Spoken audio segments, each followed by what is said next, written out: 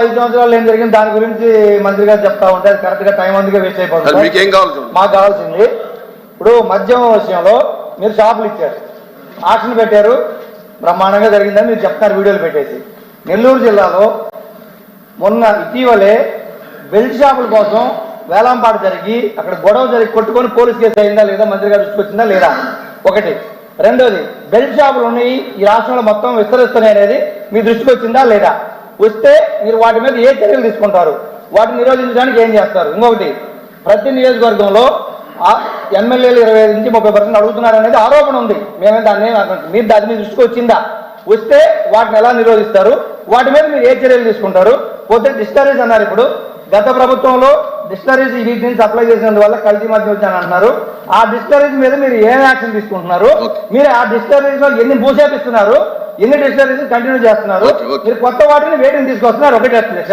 ఇంకోటి, మొన్న కూడా మంత్రి గారు వచ్చినలో ఆన్సర్ చెప్పేటప్పుడు 30,000 కోట్లు కుంభకోణం జరిగింది గత ప్రభుత్వం చెప్పి కన్ఫర్మ్ చేశారు అధ్యక్ష. మాకు టైం లేదు ఆ రోజు కూడా. నేను అడుగుతున్నా అంటే 30,000 కోట్ల అవినీతి జరిగింది, కుంభకోణం జరిగిందంటే ఈ 5 నెలల్లో మీరు ఎవరి మీద చర్యలు తీసుకున్నారు? మీరు ఈ 5 నెలల్లో ఏ డిస్టరీస్ మీద చర్యలు తీసుకున్నారు? మీ దగ్గర ఏం ఆధారాలు ఉన్నాయి? అది సభ ముందు పెట్టి మాకందరూ తెలియజేస్తున్నారు అధ్యక్ష. గౌరవ సభ్యులు చెప్పినటువంటిది బ్రాండ్ల విషయం అని చెప్పారు అధ్యక్ష. గత ప్రభుత్వంలో వాళ్ళు అవసరానికి మించిన బ్రాండ్లు పెట్టేసడం వల్ల స్టాక్స్ అన్ని కూడా ఇంకా అక్కడ డిపోలో ఉన్నాయి అధ్యక్ష. అయితే మేము రేట్ల విషయంలో మటుకి టెండర్ కమిటీ ఫాలో అప్ చేస్తున్నాం అధ్యక్ష. టెండర్ కమిటీ ద్వారా రేపు అవన్నీ కూడా రేట్లన్నీ కూడా పక్క రాష్ట్రాలు కేవలం ఒక 2 బ్రాండ్లోనే కొంత డిఫరెన్స్ ఉంది అధ్యక్ష. వాళ్ళతో కూడా కూర్చోబెట్టి నెగోషియేట్ చేస్తున్నాం అధ్యక్ష.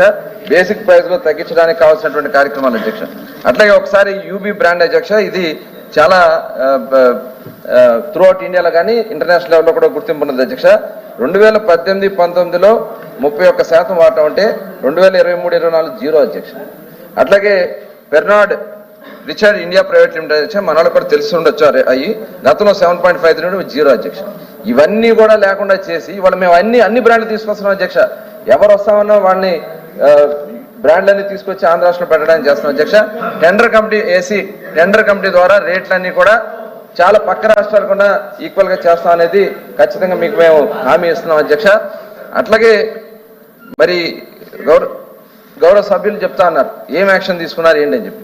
ఇప్పుడు ఆల్రెడీ విజిలెన్స్ ఎంక్వైరీ అయింది. విజిలెన్స్ ఎంక్వైరీ అయిన తర్వాత సిబిఐడి ఎంక్వైరీ జరుగుతోంది. మొత్తం అందరూ బయటకు వస్తారు అధ్యక్ష. దీంట్లో పతితులు ఎవరు లేరు అధ్యక్ష. దీంట్లో అందరూ కూడా బయటకు వస్తారు అధ్యక్ష. దానికి సంబంధించి దీంట్లో ప్రధాన సూత్రధారులు ఉన్నారు, వాళ్ళందరూ కూడా ఇన్ఫర్మేషన్ బయట తీసుకుంటున్నాం అధ్యక్ష. డిస్టిలరీస్ దగ్గర నుంచి మొత్తం అన్ని కూడా కింద వరకు కూడా డీటెయిల్ వరకు జరిగినటువంటి అక్రమాలన్నీ కూడా త్వరలో బయటకు వస్తాయి అధ్యక్ష. అవన్నిటి మీద మేము ఆల్రెడీ డీటెయిల్గా ఎంక్వైరీ జరుగుతుంది, సిబిసిఐడి ఎంక్వైరీ వస్తుంది, వాళ్ళ మీద యాక్షన్ తీసుకోవడం కూడా జరుగుతుంది అధ్యక్ష.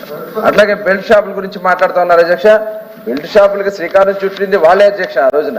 ఇవాళ మేము బెల్ట్ షాపులు అని చెప్పి మాట్లాడుతూ ఉంటే మేము క్లియర్గా చెప్తున్నాం, మేమైతే చాలా సీరియస్గా ఉన్నాం అధ్యక్ష. షాపుల్లో ఎక్కడైనా వైలేషన్ జరిగితే ఫస్ట్ టైం ఆడ ఎంఆర్పి వైలేషన్ జరిగినా, ఎంఆర్పి కానీ బెల్ట్ షాపుల విషయంలో కానీ వైలేషన్ జరిగితే ఫస్ట్ టైం జరిగితే 5 lakhs ఫైన్ వేస్తాం అధ్యక్ష. రెండోసారి జరిగితే షాప్ సీజ్ చేయడం జరుగుతుంది అధ్యక్ష. యాక్షన్ తీసుకున్న దాంట్లో ఎటువంటి ఆలోచన లేదు. దీంట్లో ఎవరున్నా సరే విడిచిపెట్టే సమస్య లేదు. కొంతమంది అక్కడ పెడుతున్నారు, వాటి మీద కూడా మేము ఎంక్వైరీ చేపిస్తున్నాం. ఎవరైనా బెల్ట్ షాప్లు ఏదైనా జరిగినాయని పేపర్లో అట్లా వచ్చినా కూడా చాలా మేము సీరియస్గా ఉన్నాం. ఒక పేపర్లో వచ్చే కాదు, సోషల్ మీడియా వచ్చినటువంటి విషయాలు కూడా మేము ఎప్పటికప్పుడు కరెక్ట్ చేసుకుని వాటి మీద చర్యలు తీసుకున్నాకి ప్రభుత్వం చాలా ట్రాన్స్పరెంట్ గా ప్రజల ఆరోగ్యం అవసరం, ప్రజలకి జేబులు చిల్లులు పడకుండా చూడాల్సిన బాధ్యత కూడా మా మీద ఉంది అధ్యక్ష. ఆ రకంగా మేము పనిచేస్తామని కూడా తెలియజేస్తున్నాం.